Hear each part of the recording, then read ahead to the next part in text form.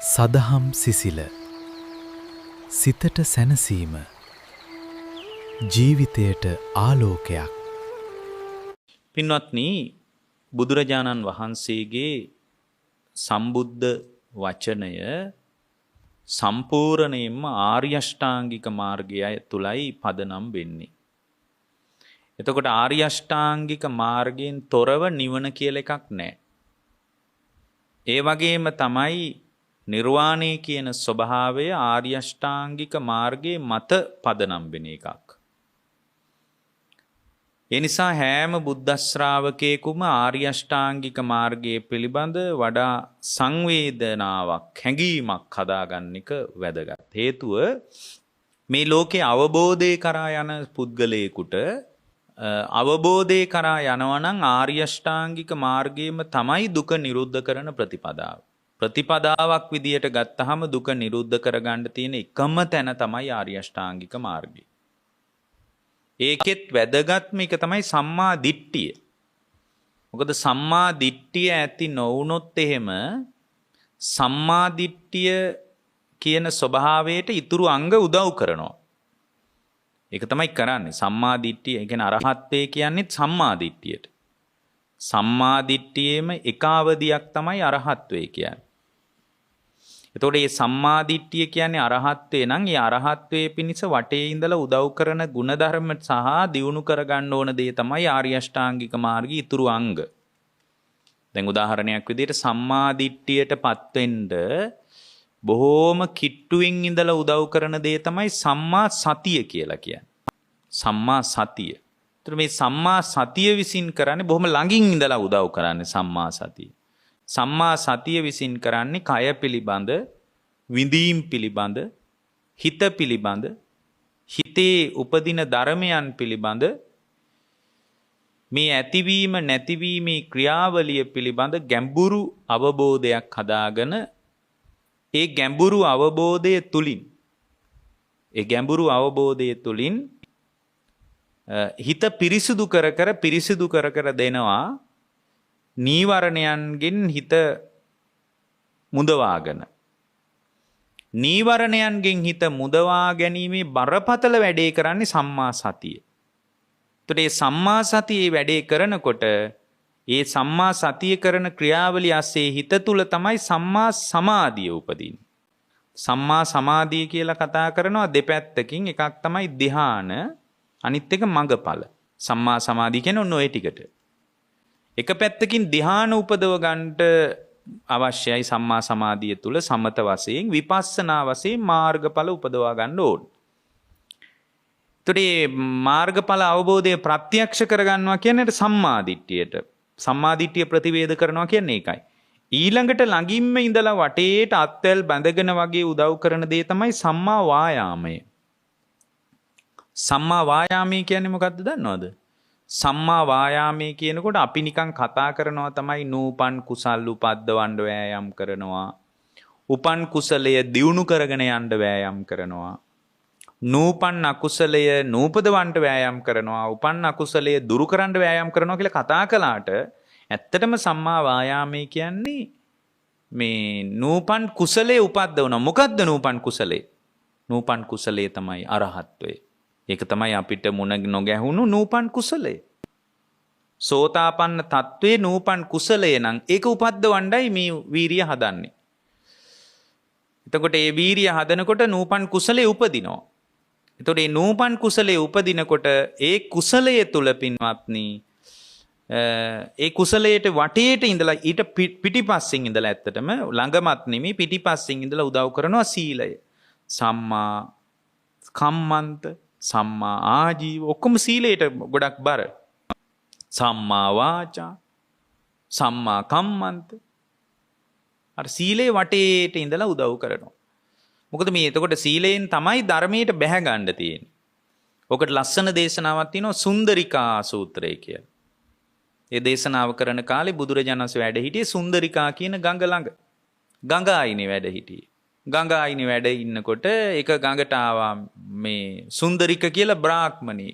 උදේම්ම ගඟ දිහා බලාගෙන බුදුරජාණන් වහන්සේ වැඩ හිටියා. ගඟ දිහා බලාගෙන බුදුරජාණන් වහන්සේ වැඩ ඉන්නකොට ගඟ ළඟට ආවා සුන්දරික කියන බ්‍රාහ්මණයා. ඇයිද එයා ගඟ ළඟට ආවේ? එයා ගඟ ළඟට ආවේ දැන් ගිනි දෙවියෝ පුදන්න. එදා ඒකේ ඒ දේශනාවේ තියෙනවා මෙහෙම. බුදුරජාණන් වහන්සේ හිස වසා පොරවා හිටියා කියලා. බුදුරජාණන් ඔළුව වහගෙන එදා ඉඳන් සමහරට පින්න තියෙන්න ඇති, හිම වැටෙන්න ඇති. ඒට දෙපොට සිවුර නිකන් ඔළුවෙන් වහගන්න සීතල තැනක් වෙන්න ඇති. එහෙම ඒවා වැඩි අහුවෙන්නේ නැහැ ධර්මී. ඔය සුන්දරිකා සූත්‍රය බලන්න ඒකේ එහෙම තියෙනවා. එතකොට මේ සාමාන්‍යයෙන් ගිනි දෙවියෝ පුදලා ඉතුරු වෙනවනේ ඔය කිරිබත් ඒවා මේ ඉතුරු වෙනවා ගින්නට දාලා. ඒ ඉතුරු වෙන ඒවා බමුණෝ කරන්නේ තවත් බමුණෙකුට දෙනවා දානයක් වගේ. සමහර විට මේ ගඟ ළඟට එනවා ඇති ගොඩාක් බමුණෝ මේ විදිහේ වැඩ කරන්න. ඉතින් අර සුන්දරික බ්‍රාහ්මණයත් අර රත්තරන් තැටියත් අතට අරගෙන තැටියත් මෙහෙම තියාගෙන ඉස්සරහට වැල්ලේ ඇවිදගෙන ආවා. ගිනි දෙවියෝ පුදලා ඉවර වෙලා. ඒ ආවේ කවුරු හරි මේ ගඟට මේ වෙලාවේ ආපු බමුණෙක් ඉන්නවනම් එයාට මේ ටික දෙන්න කියලා. ඈතින් දැක්ක බුදුරජාණන් වහන්සේ. ඉතින් අර හොයන්නත් බෑනේ එකපාර. ඈතින්. ඒතකොට ඉරත් පායන්න ඔන්න මෙන්න. සීතලයි ගඟ. සුන්දරිකා ගඟ පහලට ගලනවා. සුන්දරිකා ගඟ ආයිනේ බුදුරජාණන් වහන්සේ වැඩ ඉනවා. මෙයා දන්නේ බුදුරජාණන් වහන්සේ මග. ශ්‍රමණෙක් කියලා දන්නේ නැහැ. මෙයා ඉතින් මීට කිට්ටුණා බමුණෙක්ද දන්නේ නැහනේ. මේ උදෙම්ම ගඟට ශ්‍රමණියෝ එන්නෙත් නැහනේ. මෙයා ඉතින් ළඟට ගිහින් බුදුරජාණන් වහන්සේ ළඟට යනකොට උන්වහන්සේ ඔළුව හරවල බැලුවා. බලනකොට දැනගත්තා මේ බමුණෙක් නෙවෙයි ශ්‍රමණෙක්නේ කියලා. පින්වත්නි මේ ඉස්සරහට තිබ්බ අඩිය පිටිපස්සට අරන් තියෙන. පිටිපස්සට අරගෙන එතකොට දැන් බුදුරජාණන් වහන්සේක මොකක්වත් කතාවක් නැහැ. යා අඩිය පිටිපස්සට අරගෙන දැන් ඉස්සරහට යනවා හැරිලා. යනකොට බුදුරජාණන් වහන්සේ ගණන් ගත්තේ නැහැ උන්වහන්සේ. මෙයාට අඩි 2 3ක් ඉස්සරහට යනකොට හිතුණා නෑ කියන්න බෑනි. මේ හිස මුඩු කරලා හිටියට බමුණෙක්ද දන්නේ නෑනේ. හිස මුඩු කරපු බමුණොත් ඉන්න පුළුවන්. පොඩක් කුලේ අහලා බලන්න ඕන කියලා ළඟට ගිහින් කතා කරලා ඇහුවා මේ භවතාගේ කුලය දැනගන්න පුළුවන්ද කියලා ඇහුවා. ඒතර බුදුරජාණන් වහන්සේ කුලය ගැන අහන්න එපා කිව්වා. චරණය ගැන අහන්න කිව්වා. කුලය අහන්න එපා කිව්වා. හැසිරීම ගැන අහන්න කිව්වා. මම බලාගෙන හිටියේ ඔහෙ ඔච්චර වෙලා අර ගින්න වටේට කැරකි කරාපු දෙය කියලා කියනවා. ඕක නෙමෙයි සැබෑ ගිනි තැබීම කියනවා. Tamanගේ හෘද සාක්ෂියට ගිනි තියන්න කියනවා. Tamanගේ ඇතුළට ගිනි තියන්න කියනවා. එතකොට ඒ ඇතුලේ තියෙන කෙලෙස් පිච්චෙන්න පටන් ගයි කියනවා. ඒ ගිනි තියෙන ක්‍රමේ තමයි ආර්ය අෂ්ටාංගික මාර්ගය. ඇතුලේ කෙලෙස් පුච්ච ගන්න ගිනි තියා ගන්න කියනවා. ඇතුලෙන් මේ ඇතුලේ පුච්ච ගන්න කියලා නෙමෙයි කියන්නේ. කෙලෙස් වලට ගිනි තියන්න කියනවා. එතකොට ඒක තමයි ලෝකේ ඇත්තම ගිනි තැබීම කියනවා. ඒ බඳු ලෝකේ ගිනි තැබීමක් ලෝකේ නෑ කියනවා. දැන් ඔබ හිතාගෙන ඉන්නේ ඉස්සරහට ගිනි දෙවියෝ පුදලා ඉවර වෙලා මේ සුන්දරිකා කියන ගඟේ සීතලේ බැහැලා ගිනි දෙවියෝ පුදන්න නේද කියලා අහනවා. ඒ ගිනි දෙවියෝ පිදීමේ අවසානික අවධිරේ වෙච්ච ගිනි දෙවියෝ පිදීමේ අවසානයේ විදියට මේ ගඟට බැහැලා පව් හොදාරින්ට නේද ලෑස්තිය කියලා අහනවා. ඕක ඇත්තම පව් සෝදා හැරීම නෙමෙයි කියනවා. ඔබට ඇත්තටම පව් හොදාරින්න ඕන නම් මං ඒකත් කියන්නම් කියනවා. මේ ගඟට බහින එකට වඩා මේ බුද්ධ ශාසනය තුල ධර්මී කියන්නේ ගඟක් වගේ කියනවා. මොකක් වගේද? ගඟක් වගේ කියනවා. මේ ගඟට බහින තොටුපොළ තමයි සීලය කියනවා. අන්න බලන්න. මට ඕක තමයි කියන්න උඹනා උනේ. මේ ගඟට බහින තොටුපොළ තමයි සීලය කියනවා. අන්න සීලයෙන් අනුග්‍රහය හදා ගැනීම පළවෙනි කාරණේ විදියට හදාගෙන ආර්ය අෂ්ටාංගික මාර්ගයේ ඉදිරියට දියුණු කරන්නයි තියෙන්නේ. ඒක කටපාඩම් කරගෙන පුහුණු කරන්න ඕන එකක් නෙමෙයි. මම දැන් සම්මා දිට්ඨිය මේ කාලේ පුහුණු කරනවා. මම ලබන මාසයේ සම්මා සංකල්පය පුහුණු කරනවා. එහෙම එකක් තියනවද? නෑ. එහෙම එකක් නෑ. මේ කාලේ සම්මා දිට්ඨිය පුහුණු කරලා ඊළඟ මාසයේ සම්මා සංකල්පය පුහුණු කරනවා කියලා නෑ. ඇත්තටම පින්වත්නි සම්මා දිට්ඨිය ඇති වුණාට පස්සේ හැම කුසල් සිතකම ආර්ය අෂ්ටාංගික මාර්ගයේ අංග 6ක් 7ක් වැඩෙනවා. හැම කුසල් සිතකම ඒක සිද්ධ වෙන දෙයක්. දැන් උදාහරණයක් විදිහට ගන්න දැන් මේ බණහන වෙලාව දැන් මේ පින්නතුන් මේ මැදිරියට ඇවිල්ලා බණහන වෙලාව බලන්න. මේක ආර්ය අෂ්ටාංගික මාර්ගයේ අංග ගානක් වැඩෙන එකක් මේක. දැන් බලන්න සම්මා දිට්ඨිය නැත්තම් බණකට එන්න පුළුවන්ද? මේ බඳු දායකත්වයක් අරගෙන දේශනාවක් කරවන්න පුළුවන්ද? ඒ කියන්නේ සම්මා දිට්ඨිය නැති කෙනෙකුට බෑ. පින විශ්වාස කරන්න ඕන. ධර්මයේ විශ්වාස කරන්න ඕන. බුදුරජාණන් වහන්සේ විශ්වාස කරන්න ඕන. සම්මා දිට්ඨිය කියන්නේ ඕකට නේද? දසවස්තුක සම්මා දිට්ඨිය කියන්නේ. මෙලෝ පිළිගන්න ඕන, පරලෝ පිළිගන්න ඕන. ඕපපාතිකව සත්තු පිළිගන්න ඕන. එතනින් එහාට ගිහින් පින්වත්නි ඒ ශ්‍රාවකයා තුල මේ බඳු කුසලයක කියන්නේ මේ කර්මීය දායාද කරගෙන ඉන්න කෙනෙක් විදියට පිළිගන්න ඕන. මේ කරණේ වගේ විපාකය ආයේ මට ලැබෙනවා කියලා පිළිගන්න ඕන. නැත්තම් පුළුවන්ද කරන්න බෑ. අන්න සම්මා දිට්ඨිය නම් මෙතනට මුල් වෙලාද නැද්ද? දැන් මේ බණ කියවන එක ඇතුලේ සම්මා දිට්ඨිය තියෙනවා. සම්මා සංකල්පේ නැද්ද මෙතන? දැන් මේ බණ ඇහෙන වෙලාවේ කාම සංකල්පනා තියනවද හිතේ? නැහැ. ව්‍යාපාද සංකල්පනා තියනවද? නැහැ. හිංසා සංකල්පනා? නැහැ. කොච්චර පිරිසුදුයිද හිත බලන්න. එහෙනම් සම්මා සංකල්පය තියෙනවා. සම්මා වාචාව නැද්ද? බොරුව, කේලම, හිස් වචන, පරුස වචන අපි අතර කතා බහ අතර නෑ දැන්. සම්මා වාචාව තියෙන්නේ. මේ සත්‍ය බුද්ධ වචනයයි අපි අතර හුවමාරු වෙන්නේ. අන්න සම්මා වාචාවක් තියෙනවා. බොරුව නෑ මෙතන. කේලම නෑ, හිස් වචන නෑ, පරුස සම්මා වාචාවක් තියෙනවා. සම්මා වායාමේ නැද්ද? තියෙනවා. වායාමේ නැත්තම් මේ කුසලයේ උපද්දව ගන්න වෑයම නැත්තම් මේ පින්නතුන් මේ දුර ගෙවාගෙන මේ මැදිරියට ඇවිල්ලා මේ වාඩි වෙලා සෑහෙන වෙලාවක් මෙතන රැඳිලා මේක කරන්න පුළුවන්ද?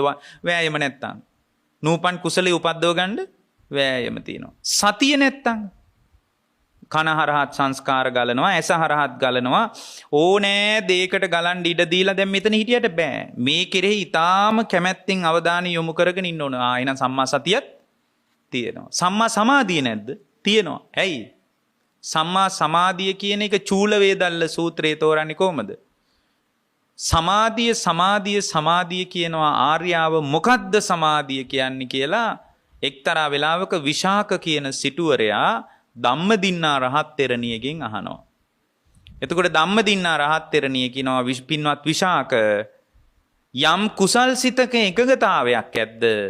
එයයි සමාධිය. මොකද්ද සමාධිය කිව්වේ? කුසල් සිතක එකඟතාවයක් ඇද්ද? එයයි සමාධිය. දැන් මේ කුසල් සිත එකඟතාවේ නැද්ද මෙතන? තියෙනවා. දැන් බලන්න මේ බණ ඇහෙන ටිකේ ආර්ය අෂ්ටාංග මාර්ගයේ අංග කීයක් වැඩෙනවද? අන්න ඒකයි. ඒක ජීවන ප්‍රතිපදාවක් විදියට පුහුණු කරන්න ඕන. ජීවිතේ පටිපදාවක් විදියට පුහුණු කරගෙන යනකොට ඒ පුහුණු කරන ශ්‍රාවකයා තුළ ප්‍රතිපදාව පූර්ණේ වෙන්න පටන් ගන්නවා. එතකොට මේ ප්‍රතිපදාව පූර්ණේ වෙනකොට අවබෝධය කරා හිත පිහිටව ගන්න පුළුවන්. එතකොට මේ අවබෝධය කියන එක උද්ගත කරගන්න තියෙන්නේ මරණින් එහා පැත්තේ ජීවිතේ නෙමෙයි. මේ මොහොත තුලයි මේ ස්වභාවය උද්ගත කරගන්න තියෙන්නේ. මේ මොහොත තුලයි. ඇයි අර බුදුරජාණන් වහන්සේගෙන් අහනවා එක්තරා වෙලාවක හේමක කියලා කෙනෙක් ඇවිල්ලා එයා අහනවා මේ ඔබ වහන්සේ මෙසේ විය කියලා මට බණ කියන්න එපා. මෙසේ විය කියන්නේ පරණ ඒවානේ. මෙහෙම වුණා කියලා පරණ කතාන්දර කියන්නේ. ඒවා මට කියන්න එපා. ඒවට අපි කියන්නේ ඉච්ඡාසී කියන පරයයන් බණ. ඉච්ඡාසී කියන්නේ මෙසේ විය කියන එක. ඒ වගේම ඔබ වහන්සේ මෙසේ වන්නේ කියලා මට කියන්නත් එපා. මෙසේ වන්නේ කියලා මට බණ කියන්නත් එපා. මෙසේ වන්නේ කියන්නේ අනාගතයට වෙන ඒවා. එහෙනම් මට මෙසේ විය කියලා කියන්නත් එපා. මෙසේ වන්නේ කියලා මට කියන්නත් එපා. දෙකම එපා. ඒ කියන්නේ අතීතයේ කතාන්දර මට ඕනත් නැහැ. අනාගතයේ කතාන්දර මට ඕනත් නැහැ. එහෙනම් ඔයාට මොනවද අවශ්‍ය? එතකොට මේ පුද්ගලයා කියනවා ඔබ වහන්සේ මට කියන්න දැන් දුක ඉවර කරගන්න විදිය කියන්නේ. දැන් මේ වෙලාවේ දුක ඉවර කරගන්න විදිය කියන්නේ. දැන් අපිට ඔහොම එකක් කිව්වොත් අපි මොනවා කියයිද? තෙරුවන් සරණයි. සදහම් සිසිල වෙත ඔබ සැම සාදරයෙන් පිළිගනිමු. බුදුදහමේ සැනසීම ඔබේ සිතට රැගෙන එන ධර්මදේශනා සමග එක්වන්න.